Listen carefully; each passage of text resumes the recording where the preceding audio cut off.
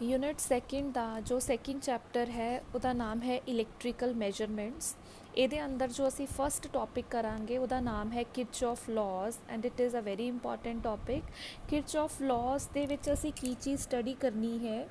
ਇੱਕ ਸਾਇੰਟਿਸਟ ਜਿਹਦਾ ਨਾਮ ਕਿਰਚੌਫ ਸੀ, ਉਹਨੇ 2 ਲਾਜ਼ ਦਿੱਤੇ ਔਰ ਉਹ 2 ਲਾਜ਼ ਦੀ ਹੈਲਪ ਦੇ ਨਾਲ ਅਸੀਂ ਕੋਈ ਵੀ ਇਲੈਕਟ੍ਰੀਕਲ ਅਗਰ ਸਰਕਿਟ ਹੈ ਉਹਦੇ ਉਸ ਸਰਕਿਟ 'ਚ ਕਿੰਨਾ ਟੋਟਲ ਕਰੰਟ ਹੈ, ਕਿੰਨੀ EMF ਹੈ ਜਾਂ ਕਿੰਨੀ ਰੈਜ਼ਿਸਟੈਂਸ ਹੈ, ਉਹ ਸਾਰਾ ਕੁਝ ਕੈਲਕੂਲੇਟ ਕਰਨ ਦੇ ਲਈ ਕੁਝ ਰੂਲਸ ਜਿਹੜੇ ਹੈ ਉਹ ਅਸੀਂ ਇਹ ਲਾਜ਼ ਦੀ ਹੈਲਪ ਦੇ ਨਾਲ ਜੋ ਹੈ ਸਮਝਾਂਗੇ। ਹੁਣ ਜੋ ਕਿਰਚੌਫ ਲਾਅ ਦੇ ਅੰਦਰ ਫਸਟ ਲਾਅ ਹੈ, ਇਹਦੀ ਡੈਫੀਨੇਸ਼ਨ ਕਰਨ ਤੋਂ ਪਹਿਲਾਂ ਅਸੀਂ ਡਾਇਆਗ੍ਰਾਮ ਦੀ ਹੈਲਪ ਨਾਲ ਸਮਝਦੇ ਹਾਂ।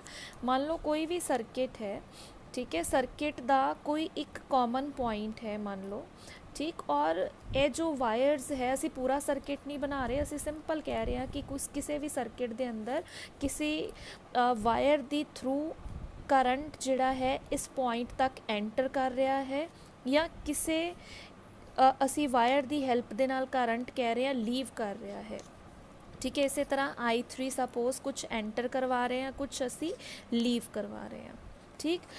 और ये पॉइंट का मतलब असी की कह रहे हैं, अगर सर्किट 'च देखिए तो मान लो अगर असी एक सिंपल जा सर्किट ड्रॉ किया, वो असी एक बैटरी लगाती, एक रजिस्टेंस लगा दी, ठीक है। और करंट हमेशा positive terminal to negative terminal इस तरह जाएगा, ठीक। हुणे जिहड़ा ਉਹ ਪੁਆਇੰਟ ਸੀਗਾ ਕਾਮਨ ਪੁਆਇੰਟ ਜਿੱਥੋਂ ਅਸੀਂ ਕਰੰਟ ਜਾਂ ਤਾਂ ਕਹਿ ਰਹੇ ਹਾਂ ਐਂਟਰ ਕਰ ਰਹੇ ਹਾਂ ਜਾਂ ਫਿਰ ਕਰੰਟ ਜਿਹੜੇ ਹੈ ਲੀਵ ਕਰ ਰਹੇ ਹੈ, ਮੀਟਿੰਗ ਪੁਆਇੰਟ ਅਸੀਂ ਕਹਿ ਦਈਏ ਤਾਂ ਉਹ ਮੀਟਿੰਗ ਪੁਆਇੰਟ ਇਸ ਸਰਕਿਟ 'ਚ ਕੋਈ ਵੀ ਹੋ ਸਕਦਾ।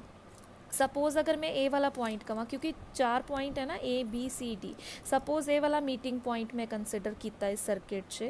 हुण इस सर्किट तो ए वाला करंट आई करंट की कर रहा है, एरो की दस रहा है, करंट की कर रहा है, लीव कर रहा है। इस तरह के होर भी अगर सर्किट्स असी बनाने तो की होएगा, किते ना किते सानू ये चीज़ देखने को मिलेगी, या तो करंट एंटर करेगा या करंट लीव करेगा। अगर असी इत्थे भी देखिए एक सर्किट, इस सर्किट 'ਚ ਅਸੀਂ ਕੀ ਕਰ ਰਹੇ ਹਾਂ, ਮੰਨ ਲਓ ਅਸੀਂ ਕੀ ਕਰੀਏ ਇਹਦੇ ਅੰਦਰ ਸਪੋਜ਼ ਇੰਨੇ ਸਰਕਿਟ ਦੀ ਗੱਲ ਕਰਦੇ, ਪੂਰੇ ਸਰਕਿਟ ਦੀ ਗੱਲ ਨਹੀਂ ਕਰਦੇ, ਇਹਨੂੰ ਛੱਡ ਦਈਏ, ਚਾਹੇ ਇੰਨਾ ਸਰਕਿਟ ਹੈ, ठीक है।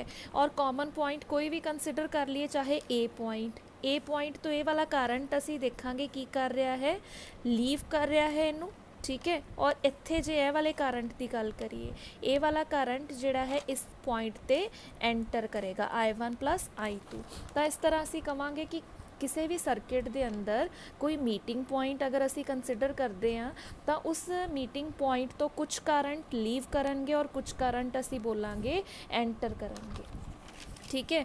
ये असी उही चीज़ नूं इत्थे समझा रहे हैं, पूरा सर्किट नहीं बना रहे, सिर्फ असी इत्थे की कीता, एक मीटिंग पॉइंट कंसिडर किया और किते करंट एंटर कर रहे हैं, किते करंट लीव कर रहे हैं, ठीक। हुण किरचॉफ लॉ की कह रहा है कि ਇਹਦੇ अकॉर्डिंगली सम ऑफ करंट्स जो एक पॉइंट ते मीट कर रहे हैं किसी सर्किट 'ਚ ਉਹ सम हमेशा की होएगा, 0 होएगा। जिद्दां इत्थे की है, ਇਹਦਾ मीटिंग पॉइंट है ਉਹ ਇਹ ਸਾਰੇ करंट्स ਦਾ, और ਇਹ ਸਾਰੇ करंट्स ਦਾ अगर ਅਸੀਂ सम ਲਈਏ, ਇਹਨਾਂ ਨੂੰ ਐਡ ਕਰਦੇ ਆ ਜਾਂ ਐਡੀਸ਼ਨ ਤੋਂ ਬਾਅਦ ਜੋ ਆਨਸਰ ਆਏਗਾ ਉਹ ਅਸੀਂ सम ਨੂੰ ਕੀ ਕਵਾਂਗੇ, 0 ਦੇ ਬਰਾਬਰ ਲੈ ਕੇ ਚੱਲਾਂਗੇ, ठीक है।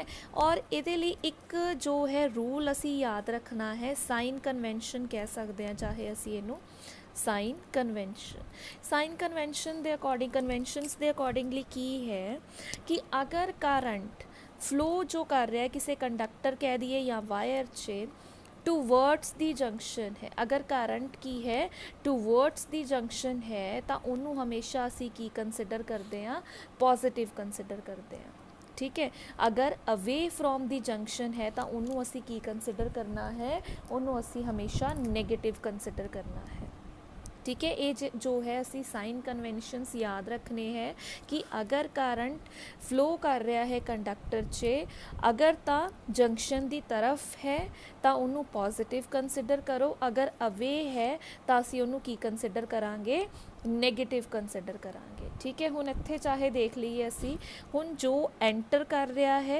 टूवर्ड्स दी जंक्शन है that is considered as positive, और जो अवे फ्रॉम दी जंक्शन है उन्होंने असी की कंसिडर करांगे, उन्होंने असी ਨੈਗੇਟਿਵ ਕੰਸੀਡਰ ਕਰਾਂਗੇ।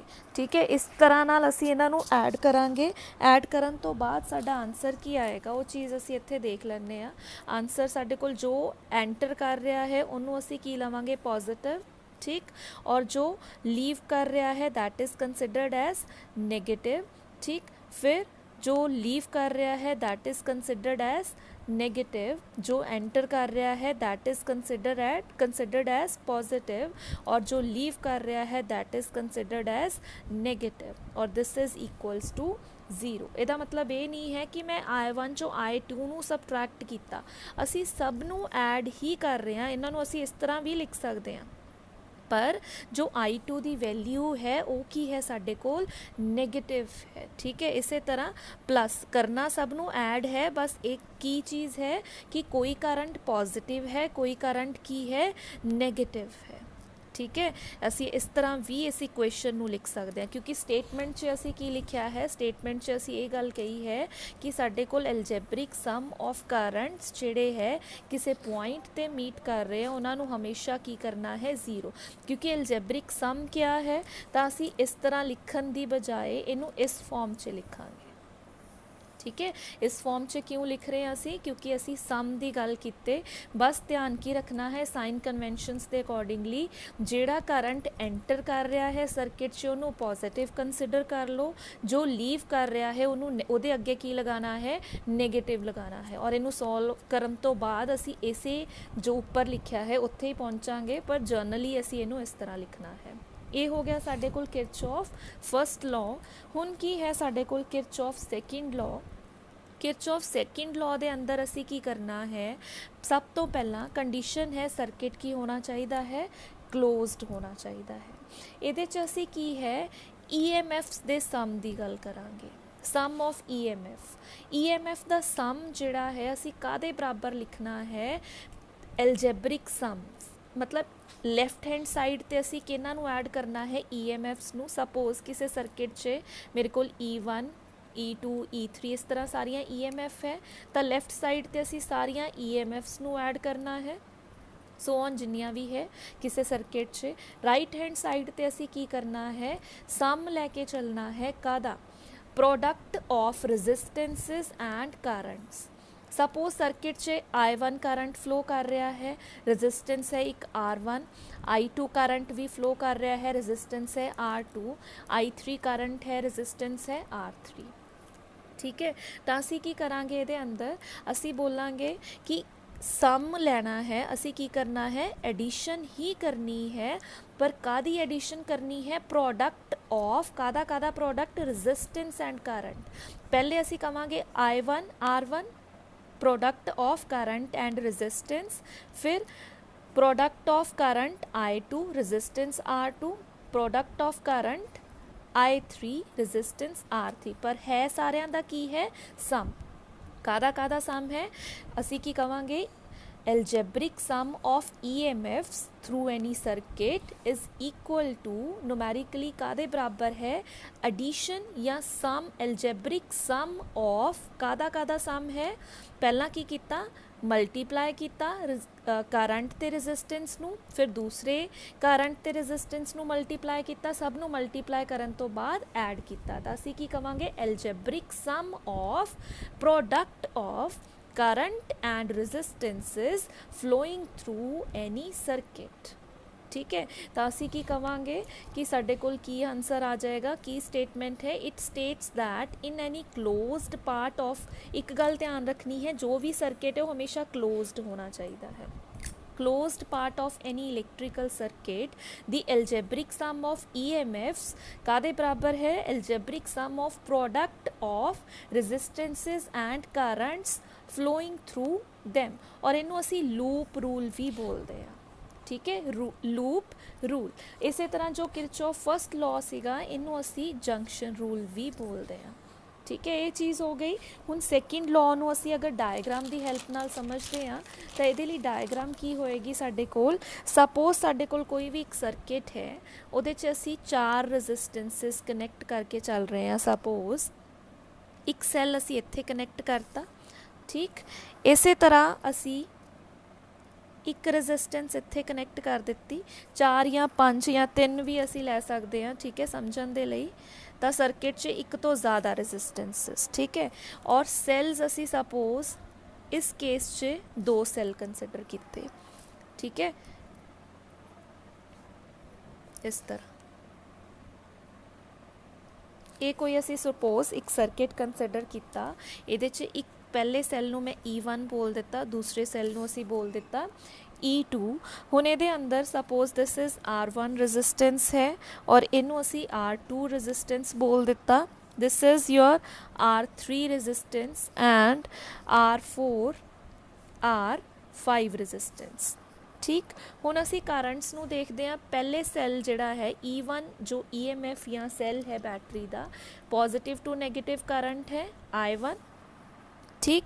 इस तरह असी बोलांगे ये वाला करंट इत्थों शुरू होया, इत्थों ये वाले सैल ने भी करंट फ्लो करवाया फ्रॉम पॉजिटिव टू नैगेटिव, इत्थे करंट सपोज I4 लिख दिता असी, ठीक। यही करंट अगे जाएगा, दैट इज़ I5। फिर इस तरह यही करंट असी कवांगे इत्थों, इत्थे भी कनैक्शन है, एक इस डायरैक्शन से चला जाएगा और एक इस डायरैक्शन से, तो एक इत्थे करंट I3 है और इत्थे करंट की हो जाएगा I2। तो ये असी एक सर्किट कंसिडर किया। दोबारा देख लें सर्किट च की चीज़ां है, 2 सैल है, सैल हमेशा positive to negative terminal current नू फ्लो करवाएगा, रेजिस्टेंसेस लगाइया है R1 R2 R3 R4 R5। हुण current from positive terminal to negative terminal flow करना शुरू किया, फस्ट रेजिस्टेंस के अक्रॉस I1 करंट, फिर इत्थों असी कवांगे करंट फ्लो करना शुरू होया और इत्थों ये करंट अगे जाएगा, ये वाला करंट इत्थे कितना हो जाएगा सपोज I4, फिर यही करंट अगे I5 नाम नाल लिख दिता, फिर इत्थे भी कनैक्शन है, एक वायर इस डायरैक्शन से एक इस डायरैक्शन से, एक करंट इधर चला जाएगा और एक करंट इस डायरैक्शन से, ठीक है। ये हो गया सर्किट। हुण इस तो बाद की है, इहदे लई भी कुछ साइन कन्वेंशनस असी याद रखनिया है। हुण की करना है, पहली गल सर्किट की लेना है, कोई भी क्लोज्ड सर्किट, ठीक। हुण असी की करना है कि पहली गल करंट दे अगे असी प्लस लगाना है कि माइनस लगाना है, या कदों पॉजिटिव लगाइए कदों नैगेटिव लगाइए। अगर तो किसी क्लोज्ड सर्किट के अंदर करंट जिहड़ा है एंटी क्लॉकवाइज मूव कर रहा है, एंटी क्लॉकवाइज, ठीक है, फ्लो कर रहा है एंटी क्लॉकवाइज इस तरह, तो उस करंट दे अगे असी की लगाना है पॉजिटिव, ठीक। The current flowing in anti clockwise direction is taken as positive, while if current flows in this direction, that is clockwise direction, then it is always considered negative। एक तो ये साइन कन्वेंशन कंसिडर करना है current दे लई, दूजा EMF दे लई। अगर कोई भी EMF कह दिए या सेल सर्किट च करंट जो है एंटी क्लॉकवाइज सेंड कर रहा है, ठीक है, मतलब अगर कोई सेल सर्किट च करंट नू एंटी क्लॉकवाइज डायरेक्शन च सेंड करेगा तो उस EMF दे अगे लगेगा पॉजिटिव, ठीक। अगर कोई EMF सर्किट च करंट क्लॉकवाइज डायरेक्ट, क्योंकि करंट देखो किहदे कारण है, बैटरी दे कारण है, अगर बैटरी ना हुंदी तो करंट नहीं सी होना, तो असी कहांगे करंट कौन सेंड कर रहा है, बैटरी या EMF। अगर बैटरी या EMF या असी सैल बोल दईए करंट क्लॉकवाइज डायरेक्शन च सेंड कर देगा, तो उहदे अगे उस EMF दे अगे असी लगावांगे नैगेटिव। क्लॉकवाइज मतलब नैगेटिव, एंटी क्लॉकवाइज मतलब पॉजिटिव। दोनों चीज़ां करंट दे केस च भी है और EMF दे केस च भी है। EMF of the cell is taken as positive if it sends current in the circuit in anti-clockwise direction, while it is taken as negative if current due to cell flows in the clockwise direction। ठीक है, हुण असी इत्थे एक circuit यही वाले नूं देख लैंदे आ। सपोज इत्थे मैं इहदा पहले नाम भी लिख लैंदे आ, ABC एंड D। सपोज असी पहले सर्किट कंसिडर करते हैं ABCA, ठीक, इन्ना सर्किट पूरा नहीं मैं कंसिडर किया, असी कितना कंसिडर कर रहे हैं ABCA, ये है तो क्लोज्ड ही सर्किट है ना, तो असी सब तो पहला किहड़ा क्लोज्ड सर्किट कंसिडर कर रहे हैं, closed circuit A B C A, this is A B C A. हुण इहदे च देखिए असी पहले तो EMF, क्योंकि लैफ्ट हैंड साइड ते किरचॉफ लॉ के अकॉर्डिंगली की लेना है, एलजेब्रिक सम ऑफ EMFs। तो EMF पहले ए बी सी ए। E1 की गल करिए, E1 किहड़ी डायरैक्शन च करंट सेंड कर रहा है, ए वाला करंट है, ये करंट इस तरह फ्लो करेगा, इस तरह, ठीक है, इस डायरैक्शन च, क्योंकि करंट इदा जा रहा है ये, तो ये किहड़ी डायरैक्शन है, एंटी क्लॉकवाइज डायरैक्शन। तो E1 के अगे की लगेगा प्लस। हुण देखते हैं E2। हुण देखो E2 जिहड़ा है, नीचे वाले सर्किट नूं असीं भुल जाइए, हर एक सैल हमेशा positive terminal to negative terminal current flow कराएगा। अगर ये वाली EMF या बैटरी करंट फ्लो कराएगी तो किस डायरैक्शन च होएगा, इस डायरैक्शन च, क्योंकि फ्रॉम करंट हमेशा पॉजिटिव टू नेगेटिव जाएगा, इस तरह जाएगा। तो this is what clockwise direction.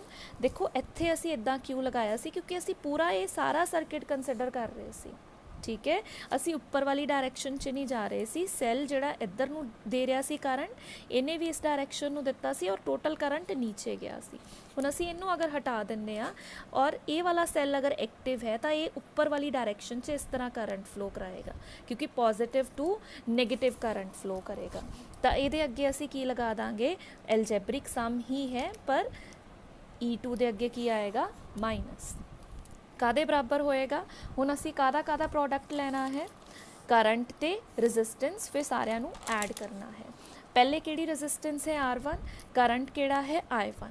I1 current किहड़ी direction च है, इस तरह जा रहा है एंटी क्लॉकवाइज, तो ये अगे तो प्लस ही आएगा I1 R1। हुण असी गल करते हैं I2 करंट, देख लेने I2 करंट किस डायरैक्शन च है, इस तरह जा रहा है, this is what anti clockwise direction, तो ये भी की हो जाएगा पॉजिटिव। हुण I3 की गल करते हैं, I3 देखो ज़रा, इस डायरैक्शन च एरो है, तो ये एरो इस तरह जा रहा है, तो किहड़ी डायरैक्शन हो जाएगी, क्लॉकवाइज, ये अगे की आ जाएगा माइनस। तो ये हो गया साडे कोल अकॉर्डिंग टू किरचॉफ लॉ, जो असी की करते हैं अगर टोटल EMF फाइंड आउट करनी है सर्किट च, या फिर असी कहिए करंट देखना है, या असी की देखना है रेजिस्टेंस देखनी है। इस तरह हुण अगर असी सैकेंड सर्किट कंसिडर करते हैं, क्लोज्ड सर्किट ACDA, इन क्लोज्ड सर्किट ACDA। हुण देखो इस सर्किट च सिर्फ इक्को EMF है, ए वाली EMF, ऊपर वाली तो ऊपर वाले सर्किट च रह गई। हुण ये सर्किट च किस तरह करंट फ्लो करा रही है, from positive terminal to negative terminal, इस तरह anti clockwise, then it is taken as positive. Equals to, हुण होर तां EMF है नहीं, तो कल्ला E2 ही आएगा, इक्वल्स टू। हुण साडे कोल देखो I4 current is in what direction, in this direction, this is anti clockwise, the I4 is taken as positive R4। इस तरह I5 is also in anti clockwise direction, तो की होएगा पॉजिटिव, ठीक है। हुण R3 is also in anti clockwise direction, arrow नूं देख के ही असी देखना है किस तरह जाएगा, तो असी की कह दिता प्लस आ जाएगा, तो ये सारे ऐड होंगे। तो इस तरह से किरचॉफ लॉ जो है अप्लाई करांगे। नेक्स्ट टॉपिक है व्हीटस्टोन ब्रिज। व्हीटस्टोन ब्रिज जिहड़ा है एक अरेंजमेंट है 4 रेजिस्टेंसिस दी, ठीक है, मतलब एक इस तरह का ब्रिज टाइप असी बनाने हैं जिहदे च की है 4 रेजिस्टेंसिस कनैक्ट होंदियां है, और उन्हां चारां दे विच्चों एक रेजिस्टेंस हुंदी है अननोन, ठीक। और असी कुछ उन्हां दी हैल्प दे नाल रेशो उन्हां दी लवांगे जो रेजिस्टेंसिस नोन होगियां, और उन्हां दी हैल्प नाल जिहड़ी अननोन रेजिस्टेंस है उन्होंने असी कैलकुलेट करते हैं यूजिंग व्हीटस्टोन ब्रिज ठीक है।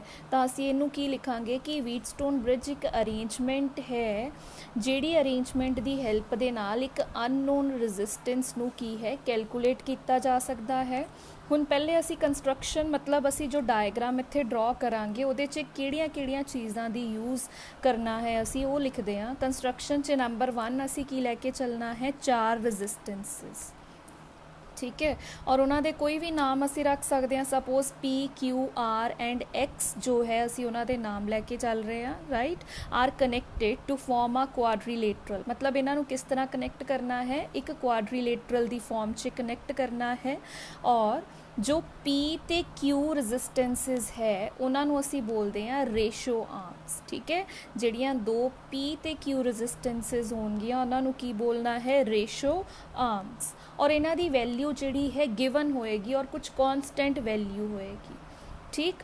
आर जिहड़ी है that is variable resistance, variable मतलब इहदी वैल्यू जिहड़ी है चेंज हो सकती है। पी ते क्यू जिहड़ी है वो कॉन्सटेंट ही लैके चलनी है।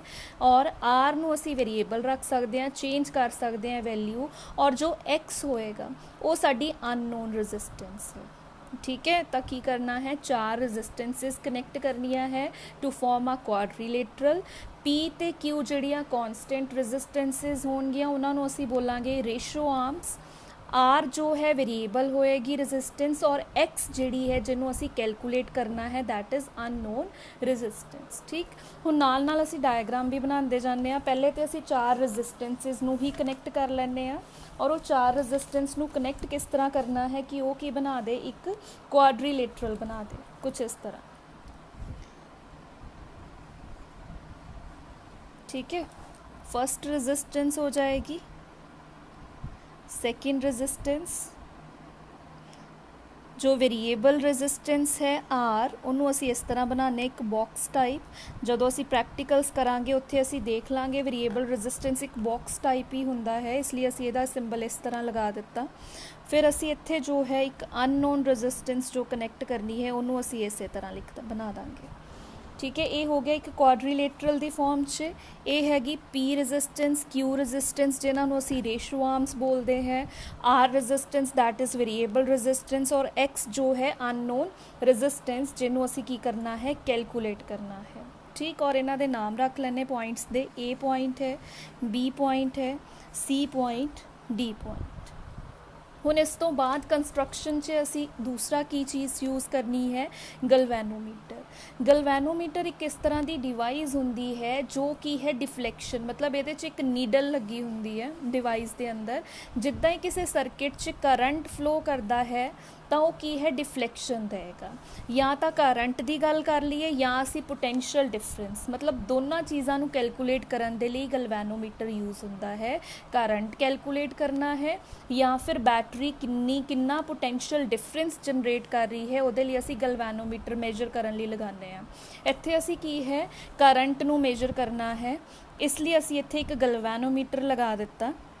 और वो गलवैनोमीटर कित्थे लगाना है, बी ते डी एंड दे विच, इत्थे इस तरह से सर्कल बना के गलवैनोमीटर लगा दिता, ठीक है। और इत्थे मैं क्यू स्पेस छड्डी है, इत्थे असी एक की लगानी है क्योंकि की ओपन करांगे तो करंट नहीं होएगा, क्लोज करांगे तो करंट होएगा, इसलिए असी इत्थे जगह थोड़ी जी छड्ड के पहले असी गलवैनोमीटर की गल कर रहे सी, बी ते डी एंड दे विच गलवैनोमीटर लगा दिता जो की चीज़ सानू दसेगा कितना करंट फ्लो कर रहा है सर्किट च। या करंट फ्लो करेगा तो नीडल डिफ्लैक्ट करेगी इस तरह, जे नहीं करेगा तो नीडल डिफ्लैक्ट नहीं करेगी, मतलब मूव नहीं करेगी नीडल जो इस डिवाइस के अंदर इत्थे नीडल लगी होंदी है, ठीक। इस तो बाद असी की लैके चलते हैं टैपिंग की K1। एक की नू असी कह दिंने आ टैपिंग की जो असी इत्थे लगाने आ इस तरह, ठीक है। और की नू असी इस तरह सिंबल बना के भी लगा सकते हैं इस तरह, ठीक। और इनू असी की बोल दिंने आ की K1 जिहदा नाम की है टैपिंग की, ठीक। इस तो बाद एक होर की हुंदी है, वो भी असी देखते हैं कित्थे लगानी है, उहदा नाम है बैटरी की। ਨੈਚੁਰਲ ਜੀ ਗੱਲ ਆ, ਬੈਟਰੀ ਕੀ ਦੇ ਨਾਮ ਤੋਂ ਸਮਝ ਆ ਰਿਹਾ ਕਿ ਜਿੱਥੇ ਕਿਤੇ ਬੈਟਰੀ ਲਗਾਵਾਂਗੇ ਉਹਦੇ ਨਾਲ ਜਿਹੜੀ ਕੀ ਲੱਗੀ ਹੋਊਗੀ ਉਹਦਾ ਨਾਮ ਹੈ ਬੈਟਰੀ ਕੀ। ਫਿਰ 4th ਨੰਬਰ ਤੇ ਬੈਟਰੀ ਤਾਂ ਲਗਾਣੀ ਪਏਗੀ ਕਿਉਂਕਿ ਕਰੰਟ ਕਿਹਦੇ ਕਾਰਨ ਹੈ, ਬੈਟਰੀ ਹੈ। ਬੈਟਰੀ ਕੀ ਕਰੇਗੀ, पोटेंशियल डिफरेंस जनरेट करेगी, दैट इज़ EMF। ਤਾਂ ਹਰ ਇੱਕ ਸਰਕਿਟ 'ਚ ਅਗਰ ਕਰੰਟ ਫਲੋ ਕਰਵਾਉਣਾ ਹੈ ਤਾਂ ਬੈਟਰੀ ਦੀ ਜ਼ਰੂਰਤ ਹੋਏਗੀ ਹੀ ਹੋਏਗੀ। ਤਾਂ ਅਸੀਂ ਇੱਥੇ ਕੀ ਹੈ, ਸਰਕਿਟ ਦੇ ਅਕ੍ਰੋਸ ਇੱਕ ਬੈਟਰੀ ਲਗਾ ਦਿੱਤੀ ਜਿਹਦੀ EMF ਕੀ ਹੈ, E ਹੈ, ਠੀਕ। ਔਰ ਬੈਟਰੀ ਦੇ ਨਾਲ ਜਿਹੜੀ ਕੀ ਅਸੀਂ ਕਨੈਕਟ ਕਰ ਰਹੇ ਹਾਂ ਉਹਨੂੰ ਅਸੀਂ ਕੀ ਨਾਮ ਦੇ ਦਿੱਤਾ, ਬੈਟਰੀ ਕੀ, ਠੀਕ। ਇਹ ਹੋ ਗਿਆ ਸਾਡਾ ਸਰਕਿਟ, ਰਾਈਟ। ਇਹਦੇ 'ਚ ਅਸੀਂ ਕੀ ਕੀਤਾ, ਸਰਕਿਟ 'ਚ 4 ਰੈਜ਼ਿਸਟੈਂਸਿਸ ਕਨੈਕਟ ਕਰਤੀਆਂ। P ਤੇ Q ਨੂੰ ਅਸੀਂ ਕੀ ਬੋਲਣਾ ਹੈ, ratio arms. R is a variable resistance. X resistance ਜਿਹੜੀ ਹੈ, ਜਿਹੜੀ ਅਨਨੋਨ ਹੈ, ਜਿਹਨੂੰ ਅਸੀਂ ਕੈਲਕੂਲੇਟ ਕਰਨਾ ਹੈ। G is a galvanometer. Galvanometer ਜੋ ਹੈ ਇਹਦੇ ਉੱਪਰ ਇੱਕ ਨੀਡਲ ਲੱਗੀ ਹੁੰਦੀ ਹੈ, ਉਹ ਇਸ ਤਰ੍ਹਾਂ ਡਿਫਲੈਕਟ ਕਰਨਾ ਸ਼ੁਰੂ ਕਰੇਗੀ ਅਗਰ ਕਰੰਟ ਫਲੋ ਕਰੇਗਾ। ਅਗਰ ਨਹੀਂ ਕਰੰਟ ਫਲੋ ਕਰੇਗਾ ਤਾਂ ਉਹ ਡਿਫਲੈਕਟ ਨਹੀਂ ਕਰੇਗੀ।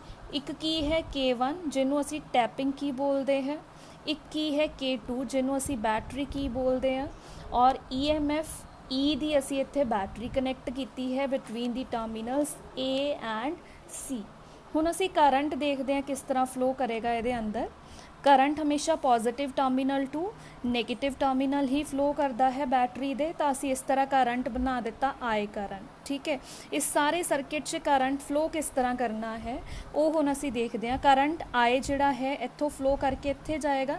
ਇਸ ਪੁਆਇੰਟ 'ਤੇ ਜਾ ਕੇ ਕਰੰਟ ਦੀਆਂ 2 ਡਾਇਰੈਕਸ਼ਨਸ ਹੋ ਗਈਆਂ, ਇੱਕ ਅਪਵਰਡ ਇੱਕ ਇਸ ਡਾਇਰੈਕਸ਼ਨ 'ਚ, ਠੀਕ। ਔਰ ਇਸ ਕਰੰਟ ਨੂੰ ਸਪੋਜ਼ ਅਸੀਂ ਬੋਲ ਦਿੱਤਾ I1 ਔਰ ਇਸ ਕਰੰਟ ਨੂੰ ਅਸੀਂ ਕੀ ਬੋਲ ਦਿੱਤਾ, I2, ਠੀਕ। ਤਾਂ ਅਸੀਂ ਕੀ ਲਿਖ ਸਕਦੇ ਹਾਂ ਇੱਥੇ ਕਿ I ਕਰੰਟ ਜਿਹੜਾ ਹੈ ਕਾਹਦੇ 'ਚ ਜਾ ਕੇ ਅੱਗੇ ਡੀਕੰਪੋਜ਼ ਹੋ ਗਿਆ, 2 ਕਰੰਟਸ 'ਚ I1 ਪਲੱਸ I2, ਠੀਕ। ਇਸ ਤੋਂ ਬਾਅਦ ਕੀ ਹੋਏਗਾ, ਇਹ ਕਰੰਟ ਅੱਗੇ ਫਲੋ ਕਰੇਗਾ, ਰਾਈਟ। ਫਿਰ ਇਸ ਜੋ ਹੈ B ਤੇ D ਪੁਆਇੰਟਸ ਦੇ ਵਿੱਚ ਜੋ ਅਸੀਂ ਇਹ ਲਾਈਨ ਲਗਾਈ ਹੈ, ਲਾਈਨ ਮਤਲਬ ਵਾਇਰ ਹੈ। ਹੁਣ ਦੇਖੋ ਵੀਟਸਟੋਨ ਬ੍ਰਿਜ ਦਾ ਪ੍ਰਿੰਸੀਪਲ ਕੀ ਹੈ ਸਾਡੇ ਕੋਲ ਕਿ ਇਸ ਵਾਇਰ 'ਚ ਕਰੰਟ ਫਲੋ ਨਾ ਕਰੇ, ਮਤਲਬ ਕੁਛ ਇਸ ਤਰ੍ਹਾਂ ਦੀ ਐਡਜਸਟਮੈਂਟ ਕਰਨੀ ਹੈ ਅਸੀਂ ਤਾਂ ਕਿ ਜਿਹੜਾ ਕਰੰਟ, ਦੇਖੋ ਕਰੰਟ ਹਰ ਇੱਕ ਵਾਇਰ 'ਚੋਂ ਫਲੋ ਕਰੇਗਾ, ਜਿੱਥੇ ਵੀ ਕਿਤੇ ਕਨੈਕਸ਼ਨ ਹੈ ਕਰੰਟ ਉੱਥੋਂ ਫਲੋ ਕਰਕੇ ਅੱਗੇ ਨਾਲ ਵਾਲੀ ਜਿਹੜੀ ਵੀ ਵਾਇਰ ਹੋਏਗੀ ਉਹਦੇ 'ਚ ਜਾਏਗਾ। ਹੁਣ ਦੇਖੋ ਇੱਥੋਂ ਕਰੰਟ ਆਇਆ, ਇੱਥੇ 2 ਹਿੱਸਿਆਂ 'ਚ ਚਲਾ ਗਿਆ। ਹੁਣ ਇੱਥੇ ਜਦੋਂ ਕਰੰਟ ਪਹੁੰਚੇਗਾ ਤਾਂ ਨੈਚੁਰਲੀ ਅਗਰ ਅਸੀਂ ਆਪਣੀ ਅੰਡਰਸਟੈਂਡਿੰਗ ਦੇ ਹਿਸਾਬ ਨਾਲ ਦੇਖੀਏ ਤਾਂ ਕਰੰਟ ਇੱਧਰ ਵੀ ਜਾਏਗਾ ਔਰ ਇੱਥੇ ਵੀ ਜਾਏਗਾ। ਇਸੇ ਤਰ੍ਹਾਂ ਇਹ ਵਾਲਾ ਕਰੰਟ ਇਸ डायरेक्शन से भी जाएगा और इस डायरेक्शन से भी जाएगा। पर व्हीटस्टोन ब्रिज 'ਚ ਅਸੀਂ ਕੀ ਕਰਨਾ ਹੈ, ਅਨਨੋਨ ਰੈਜ਼ਿਸਟੈਂਸ ਨੂੰ ਕੈਲਕੂਲੇਟ ਕਰਨ ਦੇ ਲਈ ਅਸੀਂ ਇੱਕ ਲੌਜਿਕ ਲਗਾਉਣਾ ਹੈ। ਉਹਦੇ ਅਕੋਰਡਿੰਗਲੀ ਅਸੀਂ ਕੀ ਕੋਸ਼ਿਸ਼ ਕਰਨੀ ਹੈ ਕਿ ਇਹ ਵਾਲੇ ਜੋ ਹੈ ਸੈਕਸ਼ਨ 'ਚ ਕਰੰਟ ਫਲੋ ਨਾ करे। अगर I1 करंट है तो इत्थों इस डायरेक्शन 'ਚ ना जाए, सीधा इधर चला जाए, और I2 करंट इधर ना जाए, सीधा अगे जाए, ठीक है। ਉਹਦੇ ਲਈ ਐਡਜਸਟਮੈਂਟ ਅਸੀਂ ਕੀ ਕਰਨੀ ਹੈ ਕਿ ਦੇਖੋ ਇਹ ਵਾਲੀਆਂ 2 ਰੈਜ਼ਿਸਟੈਂਸਿਸ ਤਾਂ ਨੋਨ ਹੈ, ਕੌਨਸਟੈਂਟ ਹੈ, ਜੋ ਵੀ ਵੈਲਿਊ ਹੋਏਗੀ ਉਹਨੂੰ ਅਸੀਂ ਨਹੀਂ ਹਿਲਾ ਸਕਦੇ। पर R is a variable resistance, ਇਹਦੀ ਅਸੀਂ ਵੈਲਿਊ ਇਸ ਤਰ੍ਹਾਂ ਸੈੱਟ ਕਰਨੀ ਹੈ ਕਿ ਜਿਹੜਾ ਗਲਵੈਨੋਮੀਟਰ ਹੈ ਇਹਦੀ ਡਿਫਲੈਕਸ਼ਨ ਨਾ ਹੋਏ। ਮਤਲਬ ਗਲਵੈਨੋਮੀਟਰ ਇੱਕ ਇਸ ਤਰ੍ਹਾਂ ਦਾ ਡਿਵਾਈਸ ਹੈ ਜਿਹਦੇ 'ਚ ਇੱਥੇ ਇੱਕ ਨੀਡਲ ਲੱਗੀ ਹੁੰਦੀ ਹੈ, ठीक है। अगर नीडल इस तरह है तो डिफ्लैक्शन नहीं है, 0 ते होएगा। अगर नीडल इस तरह फ्लो कर रही है, मूव कर रही है, डिफ्लैक्ट कर रही है तो मतलब करंट है। ये चीज़ नोट करन दे लई असीं इत्थे गलवैनोमीटर लगाया। हुण साडी कोशिश है कि जिहड़ा ब्रिज है उहनूं बैलेंस किया जाए। एक ਇਹਦਾ जो बेसिक ਅਸੀਂ फंडामेंटल प्रिंसीपल कवांगे, ਇਹਦੇ ਤੋਂ बिना ਅਸੀਂ कवांगे ਇਹ चीज़ पॉसिबल नहीं है कि अननोन रेजिस्टेंस कैलकुलेट करिए, ठीक। हुण बैलेंस करन दे लई की कोशिश होएगी कि इस सैक्शन 'ਚ करंट फ्लो ना करे, ठीक। ਉਹਦੇ ਲਈ ਕੀ ਕੀਤਾ ਜਾਏਗਾ, वेरीएबल रेजिस्टेंस की इस तरह वैल्यू सैट की जाए कि जो गलवैनोमीटर है वो डिफ्लैक्शन ना दे, मतलब बिल्कुल 0 ते होए। अगर गलवैनोमीटर असी R की वैल्यू सैट करते जावांगे, सपोज असी R की पहला वैल्यू 2 लई, ये डिफ्लैक्शन दे रहा सी, असी कहांगे नो।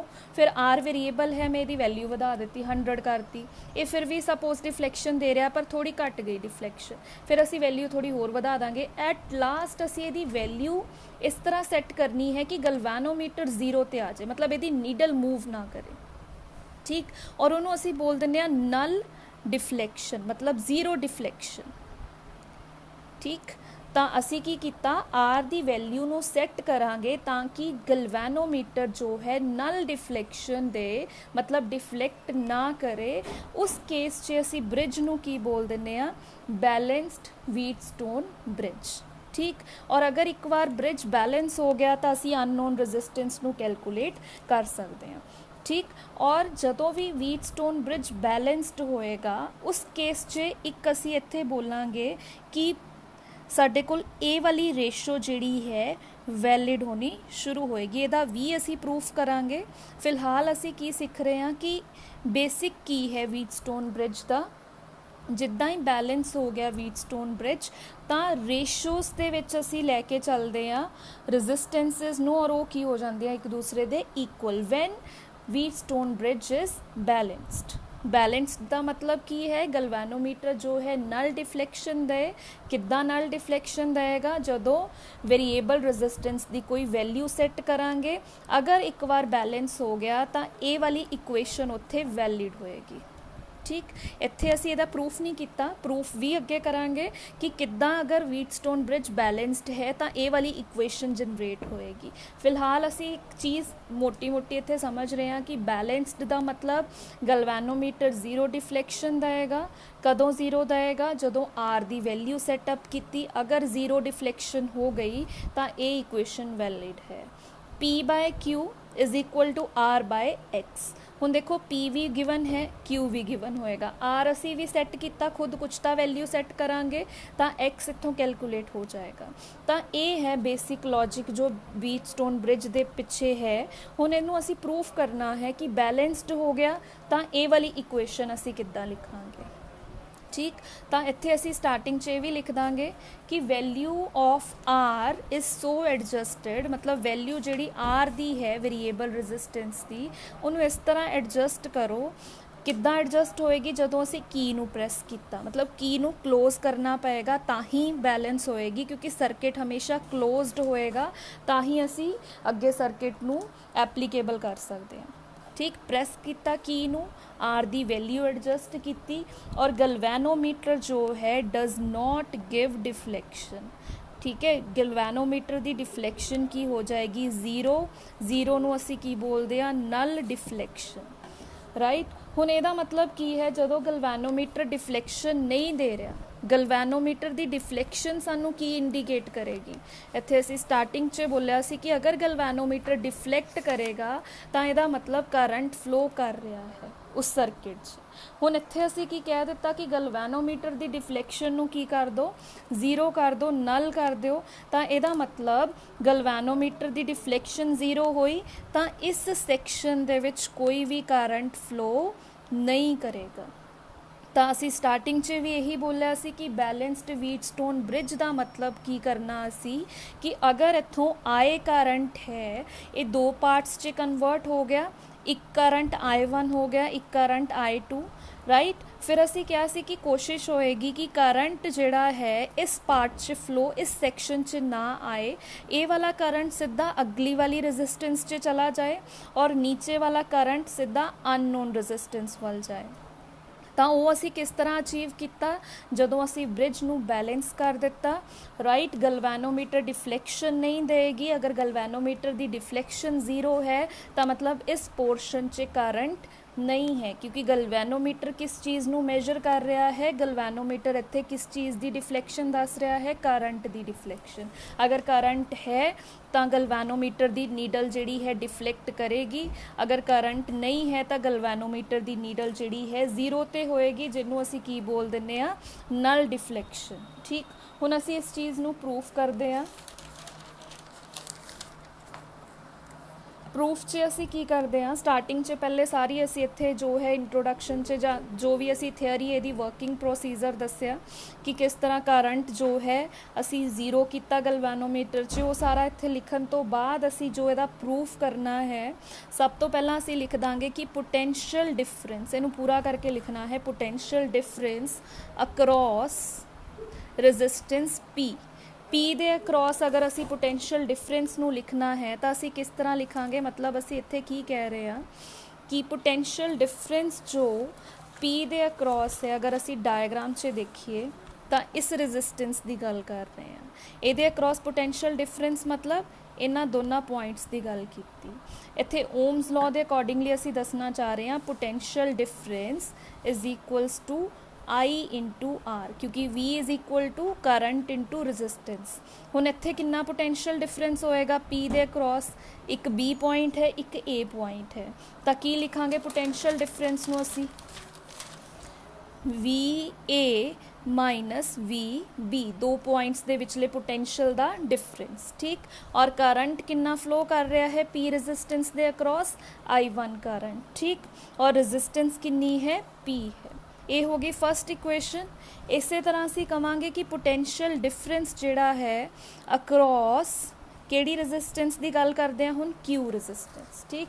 हुण क्यू रजिस्टेंस चैक कर लैंदे आ, मतलब ये वाली रजिस्टेंस केड़े केड़े पॉइंट दे विच पोटेंशियल डिफरेंस है B ते C पॉइंट, और करंट कितना फ्लो करेगा, यही करंट अगे जाएगा I1 करंट। I1 करंट है, रजिस्टेंस Q है, पॉइंट्स केड़े हैं B ते C, तो असी इत्थे की लिख दांगे VB minus VC is equals to I1 Q। ये हो गई सेकेंड इक्वेशन। इस तरह असी लिख देना है पोटेंशियल डिफरेंस अक्रॉस केड़ी रजिस्टेंस है हुण, R रजिस्टेंस। हुण असी देखते हैं R रजिस्टेंस केड़े केड़े पॉइंट्स दे विच है, A ते D पॉइंट, करंट कितना है I2, वेरिएबल रजिस्टेंस है R, तो असी इत्थे की लिख दांगे VA minus VD is equals to I2 R। ये हो गई थर्ड इक्वेशन। इस तरह पोटेंशियल डिफरेंस जिहड़ा है अक्रॉस अननोन रजिस्टेंस X। हुण अननोन रजिस्टेंस जिहड़ी X है किहड़े किहड़े पॉइंट दे अक्रॉस है, C ते D पॉइंट दे अक्रॉस, तो असी इत्थे की लिख दांगे VD minus VC is equals to I2 X। ये हो गई साडे कोल इक्वेशन नंबर 4। साडे कोल ये 4 इक्वेशनस आ गई व्हीटस्टोन ब्रिज दियाँ, ठीक है। इस तो बाद असी की है बैलेंसड व्हीटस्टोन ब्रिज वाला लॉजिक इत्थे अप्लाई करना है कि जदों ब्रिज बैलेंसड है, उस केस 'च असी स्टार्टिंग 'च भी ये चीज़ नूं दस चुके हैं कि जदों ब्रिज बैलेंसड है, बैलेंस का मतलब की है कि गलवैनोमीटर की डिफ्लैक्शन की हो जाएगी नल, जीरो डिफ्लैक्शन हो जाएगी। और असी बोलांगे इस सैक्शन 'च जिहड़ा किहदे किहदे अक्रॉस है पॉइंट B ते D दे अक्रॉस जो ये वायर है, ਇਹਦੇ 'ਚ कोई भी करंट फ्लो नहीं करेगा, ठीक है। कोई करंट फ्लो ना करन दा मतलब कि इत्थे पोटेंशियल डिफरेंस जिहड़ा है असी बोलांगे नहीं होएगा। क्यों? क्योंकि देखो कोई भी करंट अगर फ्लो करवाना है किसी भी सर्किट 'च तो there is a need of battery, right. Without battery असी कभी भी इमेजिन नहीं कर सकते कि करंट फ्लो करेगा, राइट। क्यों? क्योंकि हमेशा करंट फ्लो करना है तो एक टर्मिनल दे उत्ते असी बोल दिंने आ ज़्यादा पोटेंशियल होए, दूसरे ते घट होए, पॉजिटिव नैगेटिव। वो पोटेंशियल डिफरेंस जिहड़ा है जो चार्ज नू एक पुश की तरह काम करेगा, मतलब चार्ज नू एक पुश लगाएगा कि वो फ्लो करना शुरू करे। तो हमेशा एक गल असी दिमाग 'च रखना है, अगर करंट दे फ्लो की गल करनी है तो हमेशा बैटरी की ज़रूरत है। विदाउट बैटरी करंट नू असी नहीं कैलकुलेट कर सकते, करंट फ्लो नहीं करेगा। बैटरी का मतलब पोटेंशियल डिफरेंस, ठीक। हुण इत्थे करंट नहीं फ्लो किया, ਇਹਦਾ मतलब पोटेंशियल डिफरेंस नहीं है। या असी इस तरह कह दईए कि B पॉइंट के उपर पोटेंशियल जिन्ना भी है वो कादे बराबर है, D पॉइंट के बराबर। क्यों? क्योंकि हमेशा असी इस तरह लिखते हैं, जिन्नियां भी असी इत्थे इक्वेशनस लिखियां सब 'च करंट के बराबर तां ही है, करंट ते रजिस्टेंस के बराबर अगर पोटेंशियल डिफरेंस है। हुण करंट अगर किसी केस 'च 0 है तो ये वाला पार्ट 0 हो गया राइट साइड का, तो naturally VA is equal to VB हो जाएगा, या जिस भी असी पॉइंट की गल कर रहे हैं, ठीक। हुण असी इत्थे किहड़े किहड़े पॉइंट की गल करनी है, B ते D पॉइंट की। इहदे 'च कोई करंट नहीं है तो असी कहांगे B पॉइंट का पोटेंशियल D पॉइंट के पोटेंशियल दे की होएगा, बराबर होएगा। ये किस केस 'च है, जदों असी ब्रिज नूं की कर लिया, बैलेंस कर लिया, ठीक, यही जो है मेन चीज़ जो समझण वाली है बैलेंस्ड व्हीटस्टोन ब्रिज 'ਚ और ਇਹਦੇ ਤੇ बेसिस ही ਅਸੀਂ ਇਹ वाली इक्वेशन ਨੂੰ प्रूव करना है। ठीक, तो ਅਸੀਂ ਕਵਾਂਗੇ ਜਿੱਦਾਂ ਹੀ बैलेंस हो गया ब्रिज उस केस 'ਚ ਕੀ ਹੋਏਗਾ, ਜਿਹੜਾ पाथ है between points B and D ਉਹਦੇ 'ਚ करंट फ्लो नहीं करेगा। करंट फ्लो नहीं करन ਦਾ मतलब VB is equals to VD।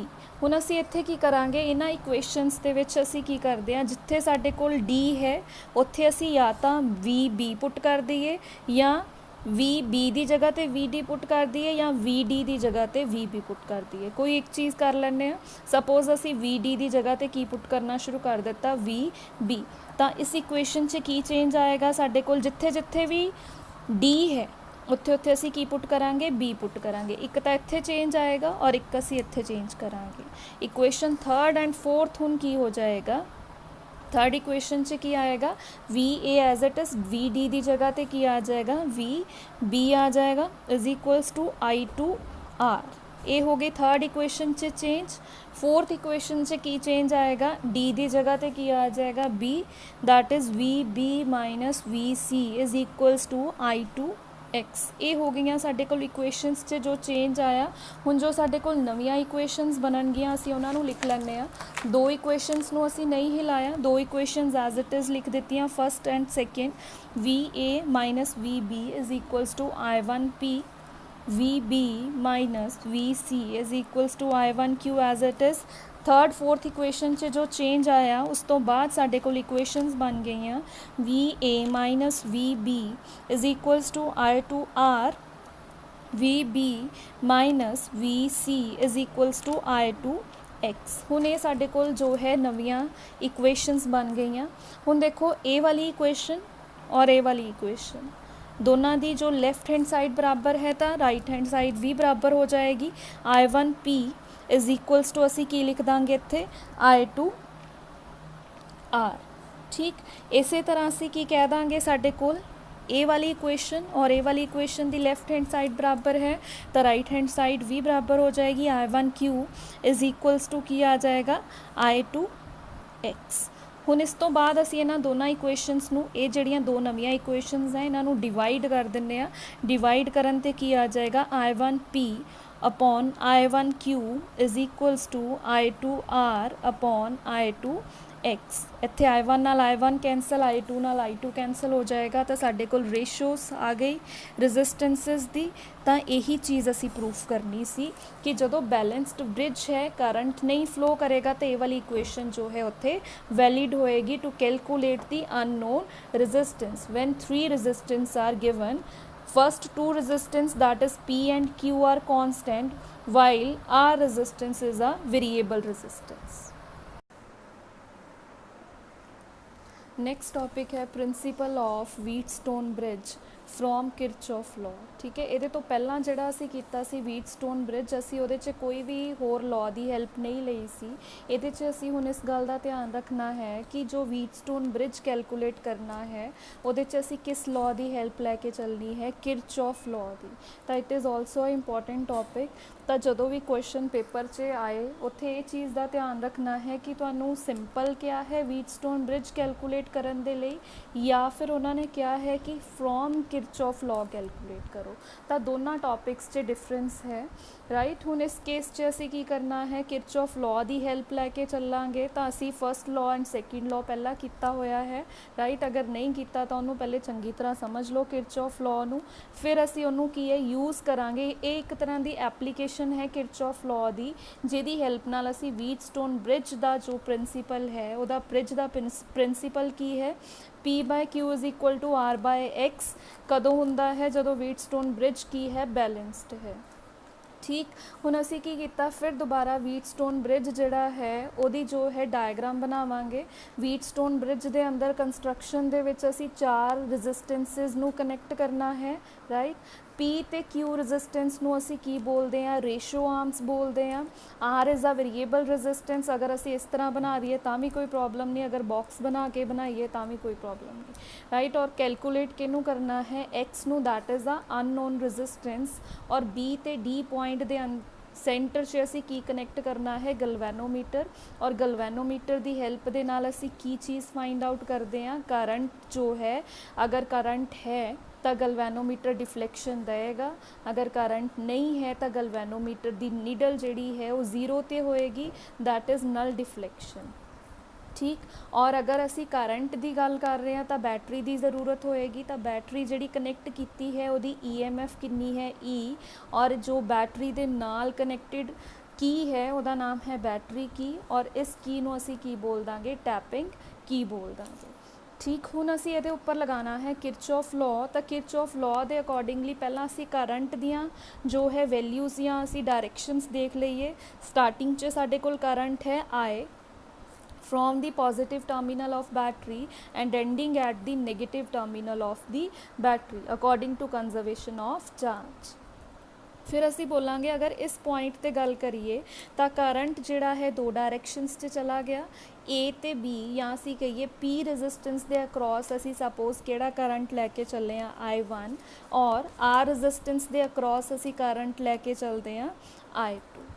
ठीक, हुण देखो हाले असी ये चीज़ दिमाग 'च नहीं रखनी कि व्हीटस्टोन ब्रिज कैलकुलेट करते हैं, असी सोच रहे हैं कि किरचॉफ लॉ लगाना है, क्योंकि व्हीटस्टोन ब्रिज के अकॉर्डिंगली उहदा प्रिंसीपल की कह रहा है कि B ते D पॉइंट दे विच जो ये लाइन है या ये वायर है ये करंट ना आए, वो चीज़ असी प्रूफ करनी है। ठीक, तो स्टार्टिंग च नहीं असी कहांगे कि इस जो है एंड दे विच कहिए या इस आर्म दे विच कोई भी करंट नहीं, असी बोलते हैं सपोज करंट है, क्योंकि असी किरचॉफ लॉ लगा रहे हैं, उहदी हैल्प नाल वो चीज़ असी प्रूफ करनी है कि इहदे च करंट नहीं है। ठीक, तो इत्थे I1 है, I2 करंट है, B पॉइंट ते जाके I1 करंट इस डायरैक्शन च भी जाएगा और इस डायरैक्शन च भी। सपोज इस डायरैक्शन च या असी इस आर्म च करंट ले लिया I3, I1 करंट का कुछ हिस्सा इधर गया, दैट इज़ I3, और कुछ हिस्सा इस डायरैक्शन से जाएगा, तो उन्होंने असी किस तरह कैलकुलेट कर सकते हैं, अगर मैं I1 चो I3 नू माइनस करता। ठीक है ना, दोबारा देख लो, अगर असी I1 करंट इत्थों फ्लो करवाया तो B पॉइंट ते जाके कुछ हिस्सा I1 करंट का इधर चला गया, दैट इज़ I3, और रिमेनिंग इधर जाएगा, तो वो किस तरह कैलकुलेट होएगा, अगर असी I1 चो I3 नू सबट्रैक्ट करते। सिमिलरली असी नीचे भी इस तरह लैके चलांगे, I करंट I2 इत्थे गया, और I2 का कुछ पार्ट इस डायरैक्शन से जाएगा और कुछ इस डायरैक्शन से जाएगा, क्योंकि असी अगर ऊपर वाली डायरैक्शन चो करंट फ्लो करवा दिता तो असी की कहांगे नीचों करंट नहीं आएगा, और नीचे वाली डायरैक्शन से किस तरह होएगा, हुण ए वाला करंट जिहड़ा है I3 वो नीचे जा रहा है, और इस तरह इधर भी आ रहा है I2 करंट, तो इस पॉइंट ते करंट जिहड़े है एंटर कर रहे हैं।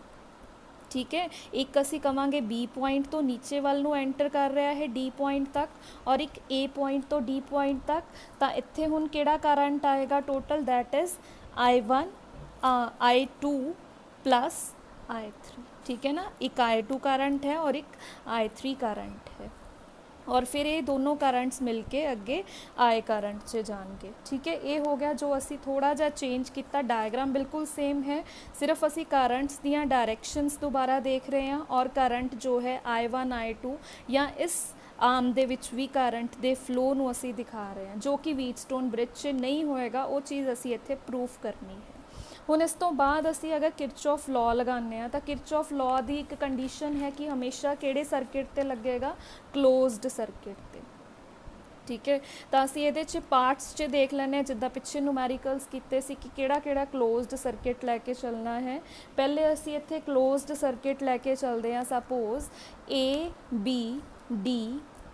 ठीक, क्लोज्ड सर्किट किहड़ा है, ABDA।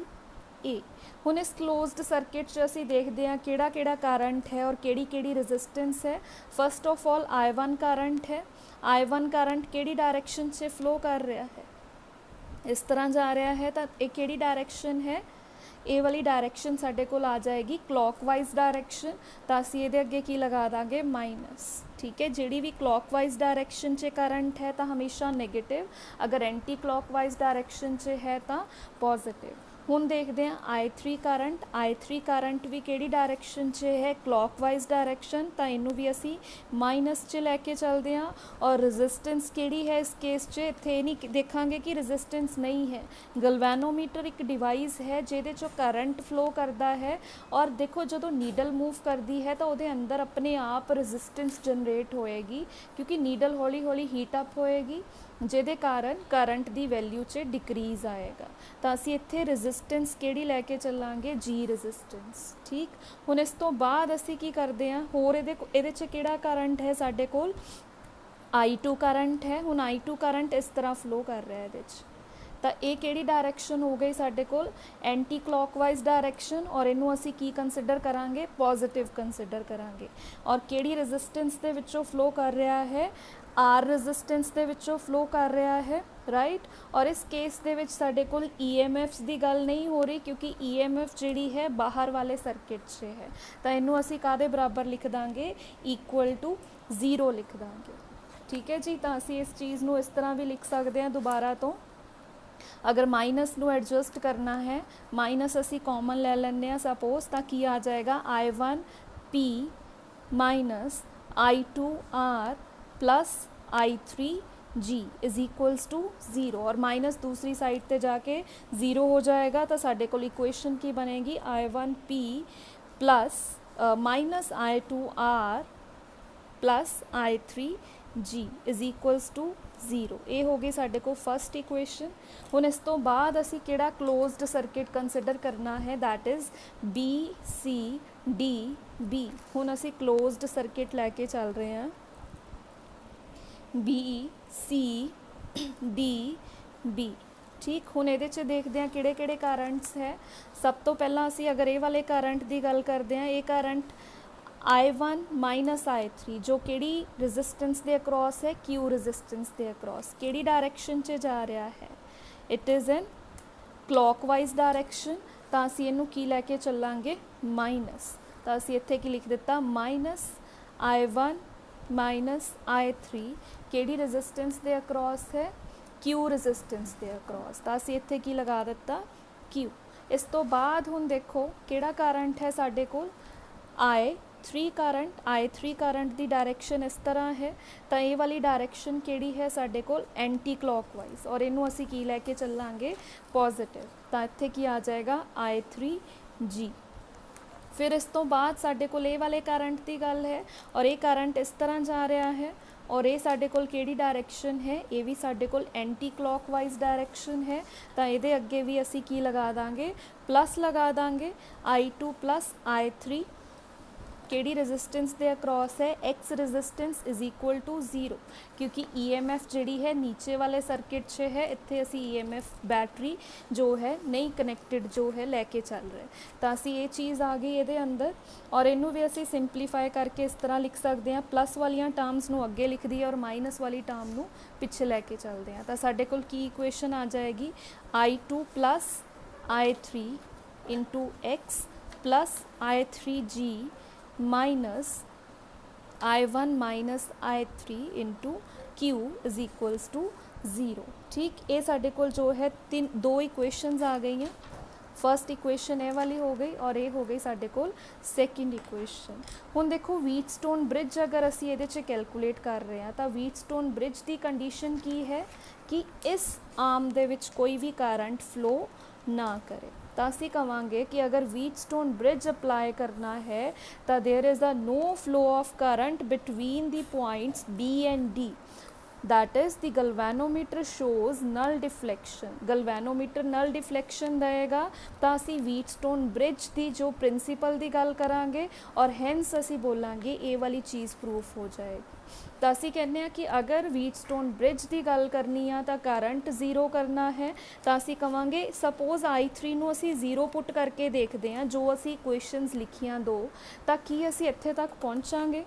जे असी इस इक्वेशन ते पहुँच गए तो फिर असी कहांगे कि किरचॉफ लॉ की हैल्प नाल भी व्हीटस्टोन ब्रिज का जो प्रिंसीपल प्रूफ हो गया। ਤਾਂ ਸਟਾਰਟਿੰਗ ਕੀ ਕੀਤੀ ਕਿ ਅਸੀਂ ਕਵਾਂਗੇ ਅਗਰ ਵੀਟਸਟੋਨ ਬ੍ਰਿਜ ਦਾ ਪ੍ਰਿੰਸੀਪਲ ਅਪਲਾਈ ਕਰਨਾ ਹੈ ਤਾਂ ਉਹਦੇ ਲਈ ਕੰਡੀਸ਼ਨ ਕੀ ਹੈ, ਇਸ ਆਰਮ ਦੇ ਵਿੱਚ ਕਰੰਟ ਜੋ ਹੈ ਕੀ ਹੋ ਜਾਏ, 0 ਹੋ ਜਾਏ। ਤਾਂ ਅਸੀਂ ਜਿਹੜੀਆਂ ਦੋ ਇਕੁਏਸ਼ਨਸ ਲਿਖੀਆਂ ਹੈ ਉਹਨਾਂ 'ਚ I3 ਨੂੰ ਕੀ ਕਰ ਦਾਂਗੇ, 0। ਪਹਿਲੀ ਇਕੁਏਸ਼ਨ 'ਚ I3 0 ਕੀਤਾ, ਮਤਲਬ ਇਹ ਚੀਜ਼ ਇੱਥੇ ਨਹੀਂ ਹੋਏਗੀ, ਇਕੁਏਸ਼ਨ ਕੀ ਰਹਿ ਜਾਏਗੀ, I1P। ਤਾਂ ਸਾਡੇ ਕੋਲ ਹੁਣ ਜੋ ਇਕੁਏਸ਼ਨ ਆਏਗੀ ਉਹਦੇ 'ਚ ਕੀ ਹੋ ਜਾਏਗਾ, I1P minus I2R is equals to 0। ਜਾਂ ਫਿਰ ਅਸੀਂ ਇਹਨੂੰ ਇਸ ਤਰ੍ਹਾਂ ਲਿਖ ਦਈਏ, I1P is equals to I2R।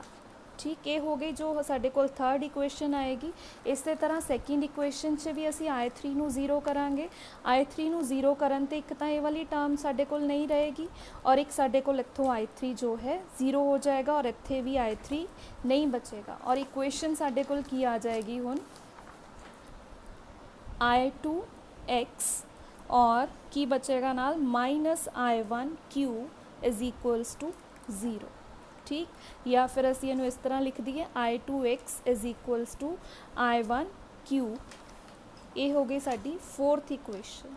ठीक है जी, हुण असी इन्हां नू किस तरह करिए, रीअरेंज अगर कर लीए, मैं इस जो राइट हैंड साइड ते लिखिया है उन्होंने लैफ्ट ते कर दिए। क्यों, क्योंकि साडे कोल देखो अगर थर्ड इक्वेशन देखिए तो ये I1 वाली टर्म इस साइड ते है, तो इनू भी असी उस तरह अरेंज कर देने, I1Q is equals to I2X। तो एक ये वाली इक्वेशन है और एक ये वाली इक्वेशन है। एट लास्ट असी इन्हों डिवाइड कर देने और डिवाइड करन ते साडे कोल की आ जाएगा, I1P upon I1Q is equals to I2R upon I2X। I2 नाल I2 कैंसल और I1 नाल I1 कैंसल हो जाएगा।